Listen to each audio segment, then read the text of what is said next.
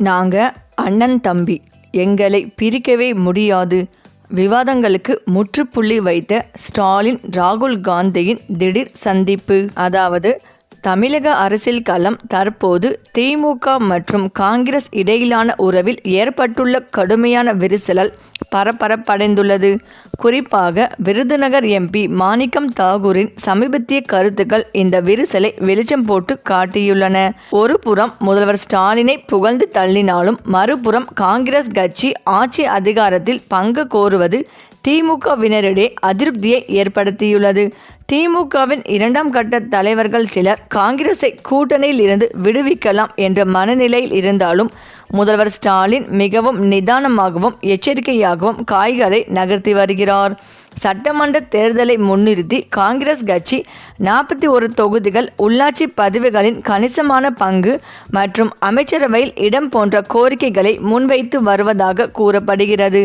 ராகுல் காந்தியின் மறைமுக ஆதரவுடன் தான் இத்தகைய கோரிக்கைகள் விடுக்கப்படுவதாக திமுக தலைமை கருதியது.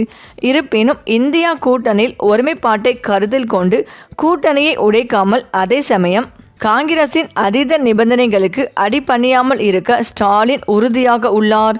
இந்த இக்கட்டான சூழலை சமாளிக்க முதல்வர் ஸ்டாலின் ஒரு கடைசி கட்ட திட்டத்தை கையில் எடுத்துள்ளார்.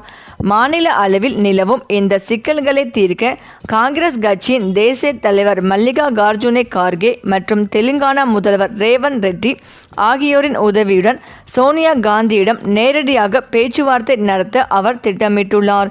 இதன் மூலம் டெல்லி மேலிடத்திடம் பேசி தமிழக காங்கிரஸ் தலைவர்களின் நெருக்கடிக்கு முற்றுப்புள்ளி வைக்க முடியும் என அவர் நம்புகிறார். அதே சமயம் கேசி வேணுகோபால் மற்றும் மணிசங்கர் ஐயர் போன்றோரின் சமீபத்திய செயல்பாடுகளும் கருத்துக்களும் கூட்டணியில் கூடுதல் குழப்பத்தை ஏற்படுத்தியுள்ளன. மணிசங்கர் ஐயர் ஸ்டாலின் தான் இந்தியா கூட்டணியை வழிநடத்த சரியான நபர் என்று ஒரு புறம் கூறினாலும் தனது சொந்த கட்சியின் முக்கிய தலைவரையே கடுமையாக விமர்சித்தது சர்ச்சையானது. இத்தகைய இடியாப்ப சிக்கல்களுக்கு இடையே முதல்வர் ஸ்டாலின் எடுக்க போகும் இந்த நேரடி பேச்சுவார்த்தை முயற்சி கை கொடுக்குமா என்பதை காலம்தான் பதில் சொல்ல வேண்டும். மேலும் தமிழக சட்டமன்ற தேர்தலுக்கு இன்னும் ஓரிரு மாதங்கள் மட்டுமே உள்ள நிலையில் தேர்தல் பணியை அரசியல் கட்சிகள் தீவிரப்படுத்தியுள்ளன. அதே வகையில் ஆளுங்கட்சியான திமுகவும் எதிர்க்கட்சியான அதிமுகவும் கூட்டணியை இறுதி செய்துள்ளது. அடுத்ததாக கூட்டணி கட்சிகளுக்கு தொகுதி பங்கீடு தொடர்பான பேச்சுவார்த்தை தொடங்கியுள்ளது.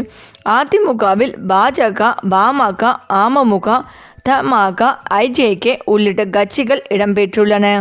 திமுக கூட்டணியில் காங்கிரஸ், விசிக, மதிமுக, கம்யூனிஸ்ட், முஸ்லிம் லீக், மநீமா, பாமக உள்ளிட்ட கட்சிகள் இடம்பெற்றுள்ளன.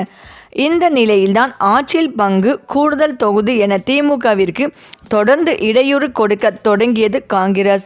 ஒரு கட்டத்தில் காங்கிரஸ் கட்சியின் நிர்வாகிகள் தவேக தலைவர் விஜயை சந்தித்து கூட்டணி தொடர்பாக பேச்சுவார்த்தையும் நடத்தினர். அப்போது காங்கிரஸ் கட்சிக்கு 60 தொகுதிகள், ஆட்சியில் பங்கு என ஏகப்பட்ட ஆஃபர்களை அள்ளி கொடுத்தது. இதனால் காங்கிரஸ் நிர்வாகிகள் திமுகவிற்கு எதிரான கருத்துக்களை சமூக வலைத்தளங்களில் பதிய தொடங்கினார்கள்.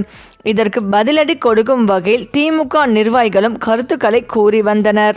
இதனையடுத்து காங்கிரஸ் கட்சிக்கு செக் வைக்கும் வகையில் கூட்டணி தொடர்பாக முடிவெடுக்காமல் காலம் தாழ்த்தி வந்த தேமுதிகவை தங்கள் அணிக்கு இழுத்து காங்கிரஸ் கட்சிக்கு ஷாக் கொடுத்தது திமுக. இதன் காரணமாக காங்கிரஸ் கட்சிக்கு கூடுதல் தொகுதிகள் ஒதுக்க முடியாது என்பதை மறைமுகமாக சுட்டிக்காட்டியது. இதனால் திமுக காங்கிரஸ் கூட்டணி தொடருமா அல்லது முறியடையுமா என எதிர்பார்ப்பு எழுந்த நிலையில் நிர்வாகிகளை கண்டிக்கும் வகையில் கூட்டணி தொடர்பாக வெளியில் எந்தவித தகவலையும் தெரிவிக்கக்கூடாது என காங்கிரஸ் உத்தரவிட்டது.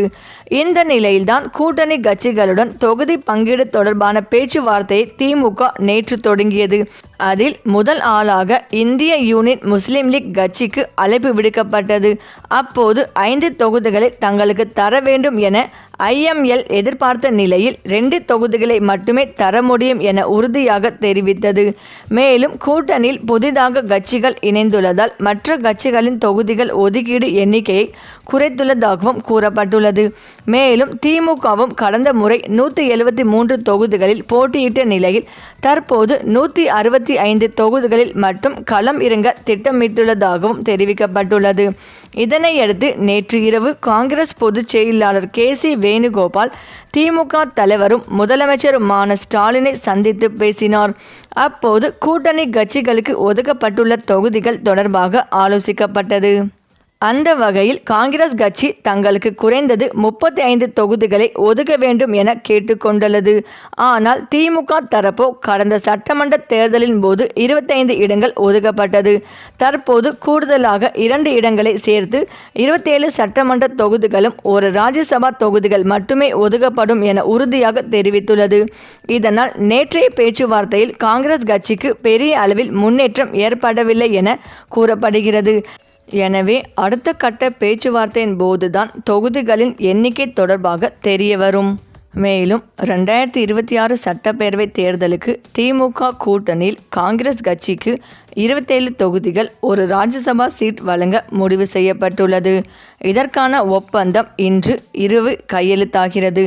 திமுக கூட்டணியில் தொகுதி பங்கீட்டு பேச்சுவார்த்தை நடத்த தமிழகத்துக்கான காங்கிரஸ் மேலிட பொறுப்பாளர் கிரிஸ் ஜோடங்கர், தமிழக காங்கிரஸ் கமிட்டி தலைவர் செல்வ பெருந்தகை, அகில இந்திய காங்கிரஸ் கமிட்டி செயலாளர்கள் சூரஜ் ஹெக்டே, நிவேதித் ஆல்வா மற்றும் தமிழக சட்டமன்ற காங்கிரஸ் கட்சி தலைவர் ராஜேஷ்குமார் ஆகியோர் இக்குழுவில் இடம்பெற்றிருந்தனர்.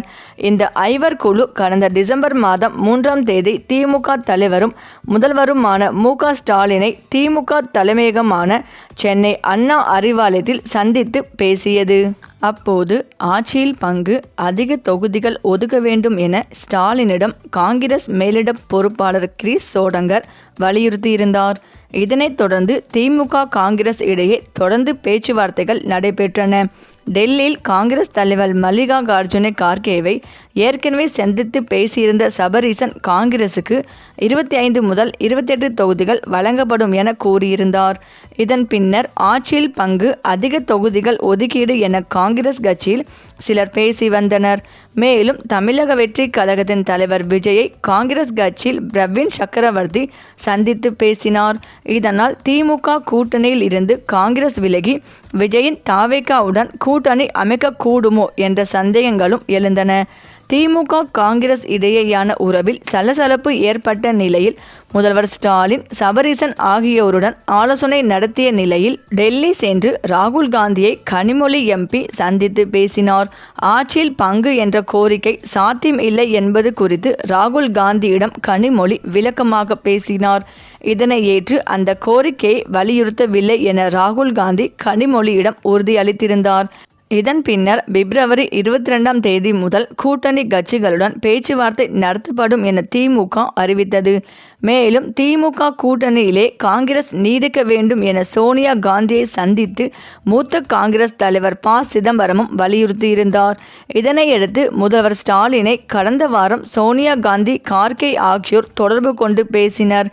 இந்த பேச்சுவார்த்தையை தொடர்ந்து திமுக காங்கிரஸ் கூட்டணியில் சலசலப்புகள் முடிவுக்கு வந்து கூட்டணி உறுதியானது. மேலும் 2016ஆம் ஆண்டு தமிழக சட்டப்பேரவை தேர்தலில் திமுக காங்கிரஸ் கூட்டணி மீண்டும் அமைந்தது.